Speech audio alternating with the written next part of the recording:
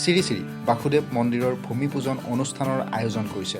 দৰং জিলাৰ চিপাঝাৰ সমষ্টিৰ কেন্দুগুৰি গাঁৱত অৱস্থিত ঐতিহ্যমণ্ডিত 149 বছৰীয়া শ্ৰী শ্ৰী বাসুদেৱ মন্দিৰৰ পুনৰ নিৰ্মাণৰ বাবে অহা 11 বহাগ 25 এপ্ৰিল ৰবিবাৰে কেন্দুগুৰি গাঁৱৰ ৰাইজৰ দান বৰঙণিৰে পুনৰ নিৰ্মাণ কৰিবলৈ লোৱা লগতে ধৰ্মপীঠখনৰ সমাগত 150 বছৰীয়া জয়ন্তী উপলক্ষে কেন্দুগুৰি গাঁৱৰ ৰাইজে সকলো ভক্তপ্ৰাণ ৰাইজক শুভেচ্ছা জনোৱাৰ লগতে সকলো ৰাইজলৈ কৃপাদৃষ্টি প্ৰদান কৰিবলৈ কৰুণাময় ভগৱান শ্ৰী শ্ৰী বাসুদেৱৰ চৰণত প্ৰাৰ্থনা জনাইছে।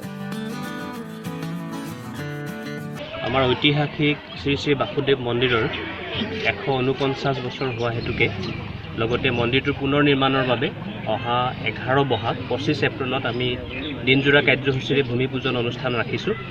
ইতিমধ্যে গাঁৱৰ ৰাইজৰ সকলোৰে বৰ স্বতঃস্ফূৰ্ত সঁহাৰি হৈছে।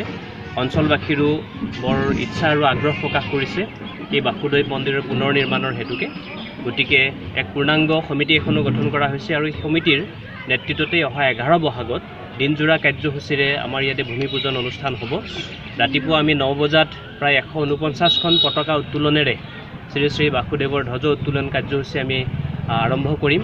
তাৰ লগতেই আমি এই ভূমি পূজন অনুষ্ঠানত অসমৰ বিভিন্ন প্ৰান্তৰ দৰঙৰ বিভিন্ন প্ৰান্তৰ বিভিন্ন বিশিষ্ট ব্যক্তিসকলক আমন্ত্ৰণ জনাইছোঁ।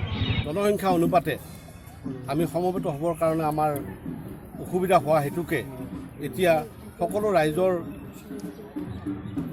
সহায় সহযোগিতাত আমি এটি বৃহত্তৰভাৱে ডাঙৰকৈ আমি মন্দিৰ নিৰ্মাণৰ কথা চিন্তা কৰিছোঁ আৰু সেয়েহে আমি এই মন্দিৰটো বনাবৰ কাৰণে আমি ইচ্ছা প্ৰকাশ কৰিছোঁ আৰু সেই ইচ্ছাৰ ফলশ্ৰুতিতেই আমি এটি প্ৰাককলনৰ জৰিয়তে আমি এই মন্দিৰটো বনাবৰ কাৰণে আগবাঢ়িছোঁ আৰু আজি আপোনালোকৰ জৰিয়তে আমাৰ সকলো